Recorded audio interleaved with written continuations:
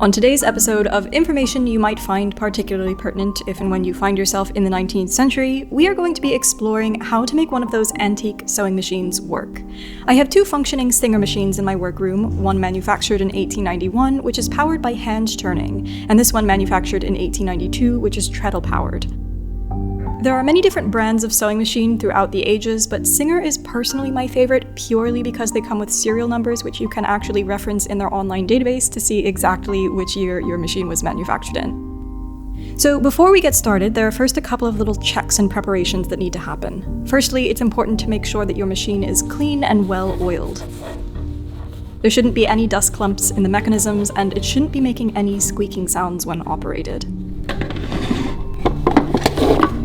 Have a good examination of your machine when you first acquire it and look for any oiling holes, which were designed to allow oil into the more mobile parts of the mechanisms. Basically, any place that moves against another thing should be kept nice and fluid and never dry. This is especially important when caring for antique machines. These things have been around for a long time and are built like tanks, so most of them will still work, but you do need to make sure that you're taking special care of them and not contributing to any deterioration. Next, make sure there's a nice, sharp needle correctly inserted. Standard universal machine needles that you can buy for any modern domestic machine has worked perfectly well for all of my antique machine needs, although you can also find packages of antique needles online if you wish. But honestly, needles are still built just the same today, and as needles are easily damaged and disposable, I like to use the modern ones so I don't consume the finite quantity of antique needle resources in the world. The direction in which the needle is facing is extremely important in antique machines. Otherwise, the thread will wrap around the needle and it won't be able to pick up stitches properly if the needle hasn't been inserted correctly. Machine needles have one flat side at the top, and the needle should be turned so that the flat side sits in the groove of the machine. The rounded side should face outward, and the eye of the needle should face side to side. Older machine needles might have a long groove running down one side. This is the side that should be facing outward. Modern needles don't usually have this, but they do have a slight indentation at the eye on one side of the needle, which confusingly, this side should face inside towards the machine.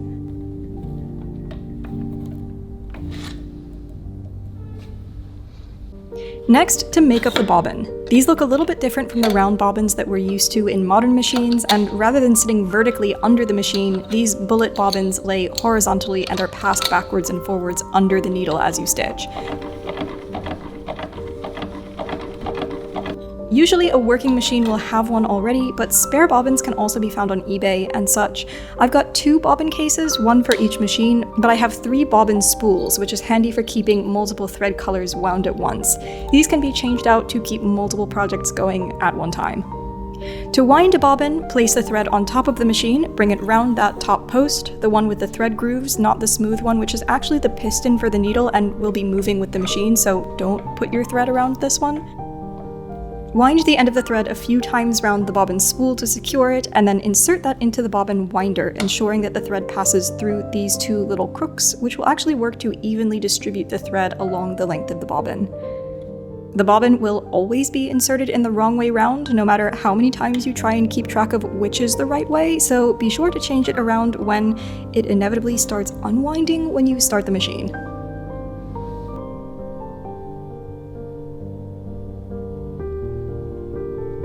Always make sure that the foot of your machine is raised before you start winding. That way the feed dogs won't grind it down.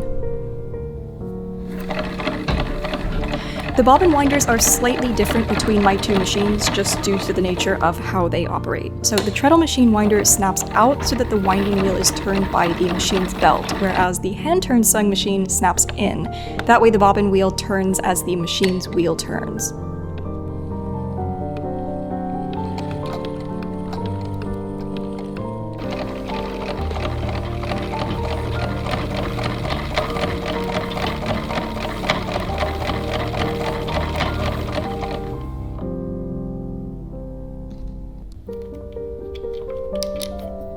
Be sure to disengage the bobbin winder when finished, since this does add a little bit of resistance to the machine's operation, and you will be sewing a lot slower if you accidentally leave it engaged.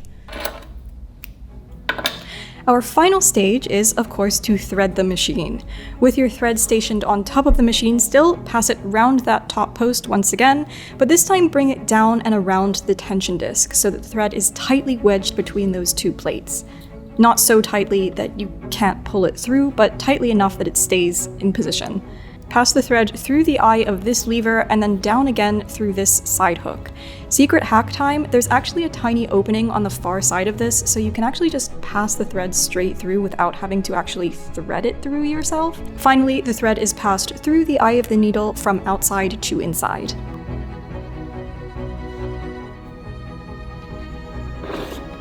On the bobbin end of things, first the spool is inserted into the bobbin case. This is done in the opposite direction from modern machines, with the tail of the thread coming off to form a backwards 9. I know a lot of modern machines tell you to insert the bobbin to make a 9, but in the case of antique machines, it needs to be a backwards 9. The thread is brought down through this slit in the bobbin case and hooked into that little clasp thing. Test your tension by grasping the tail of the thread. It should pass easily enough through the bobbin without difficulty, but you should still be able to suspend the bobbin in mid-air. If your tension does need an adjustment, this can be done by tightening or loosening the screw just at the base here, very incrementally, as just the tiniest little adjustment will make a massive difference. The bobbin can then be inserted into the machine and the wheel turned slowly to fetch the bobbin thread underneath.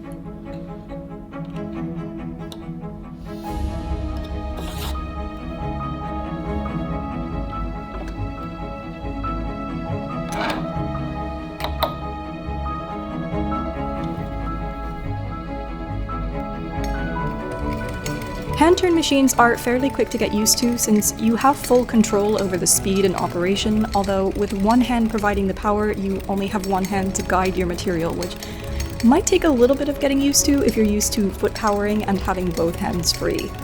Always be sure that you're turning the handle away from you, that way the larger wheel spins towards you, otherwise your machine might make some very disgruntled noises.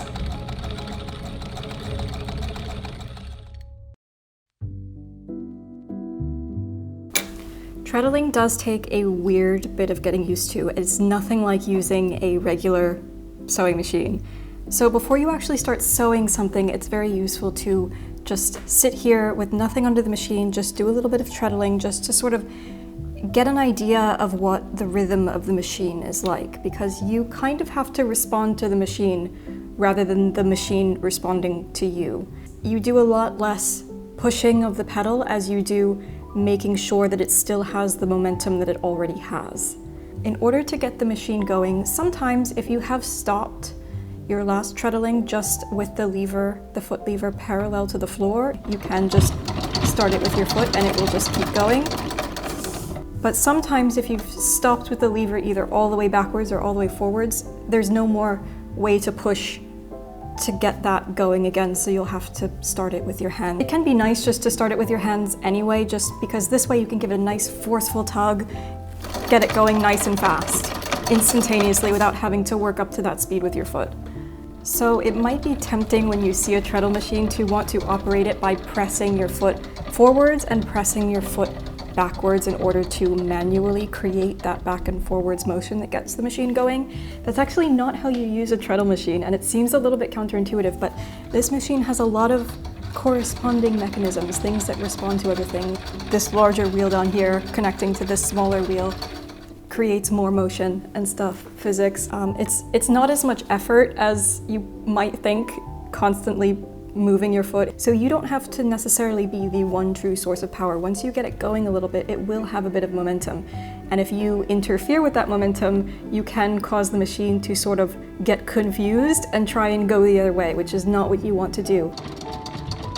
In order to keep the mechanics going in a forward motion and not faltering back and reversing on themselves, you do need to get the machine going at a base speed, which A, can be a little bit difficult to gauge at first, and B, might be a bit fast for a beginner's liking, so just get a hang of this before you actually try this on actual sewing.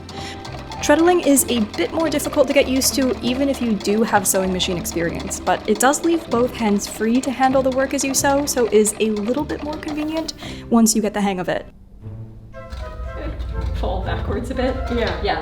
Oh, but then you almost had it. But I did it. I was trying to teach my friend Constance how to treadle a little while ago. Constance, who is a professional costume maker and can operate an industrial machine, which I cannot, and she can very much confirm that this is a very unique process that takes a little bit of getting used to. Oh no! No. Sorry. I'm waving my knee around for the knee lift that is not there. You can do it. No, you can't. Oh, I'm so sorry, this must be very painful to watch. No, it's actually very entertaining. Someone who knows they should be able to do it, but they can't. No, but it's difficult to explain how to do it because so much of it is like well, it's like feeling driving the machine. Yeah. It's a feeling. It's a feeling. You have a whole new appreciation for Ruth Goodman in that one scene of Victorian. I know. I felt her pain even without knowing what I was doing, and now. You do kind of have to get it going a little bit because if it slows down too much, then it will kind of just fall backwards a bit. Yeah. Yeah. Oh, but then you I almost had it. But I did it. There you go.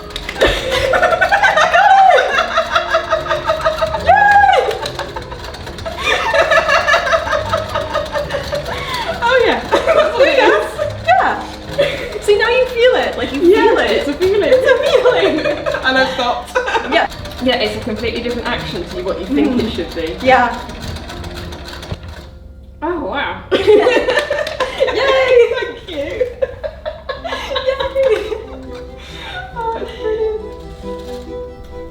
Some additional things to note with these Victorian machines: this little knob here regulates the stitch length if you need to make your stitches longer or shorter, and this one here regulates the top tension thread if that needs a little bit of adjustment. These machines do not backstitch like modern machines do to anchor the thread at the beginning and the end of the seam. They also only do a straight stitch, so no settings for zigzagging or anything, but that's kind of to be expected. You'll need to be responsible for making sure that the seam is anchored properly, which most of the time isn't really a problem because garment seams tend to often get finished off in other seams, such as at the top and bottom of straight seams. Those often get put into hems and waistbands, so those loose ends get tucked away and secured with tasks that are often, in the Victorian period, done by hand anyway, so it doesn't really matter. Sometimes though, you will need to make sure that there's a knot in your seam, and this you will have to do yourself once you've pulled the garment out from under the machine. This can very easily, neatly, and inconspicuously be done by pulling both ends of the thread through to the same side, knotting those two ends together, threading them through a needle, and burying that tail into your fabric. So there's your beginner's crash course on how to operate one of these machines, should you find yourself time traveled into a time without electricity, or should you happen to acquire one of these in our merry modern times.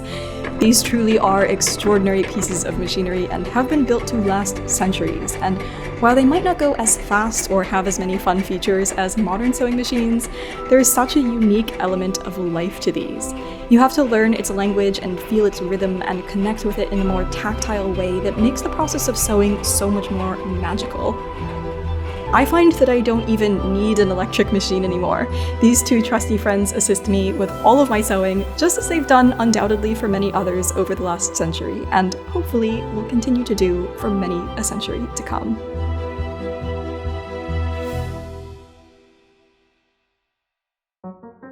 If you too enjoy not being bound to life in a single century, might I suggest giving a listen to The Outcasts of Time by Ian Mortimer, as available through our sponsor for today's video, Audible, my go-to source for quality audiobook entertainment. It follows the story of two brothers who, in the year 1348, find out that they have just 6 days left to live before they die of plague, and are given the opportunity to live each of their remaining days 99 years after the last. Ian Mortimer is a historian who wrote some of my absolute favorite nonfiction, The Time Traveler's Guides to Medieval, Elizabethan, and Restoration Britain, so here is some historical fiction based on actual, documented, historical evidence, and no shortage of history nerd comedy. Absolutely recommend. This title and thousands more, along with sundry additional listening material such as plays, podcasts, guided meditations, and sleep tracks, can all be found in Audible's extensive library of possibilities, with members receiving a new credit each month and full access to the Plus catalog.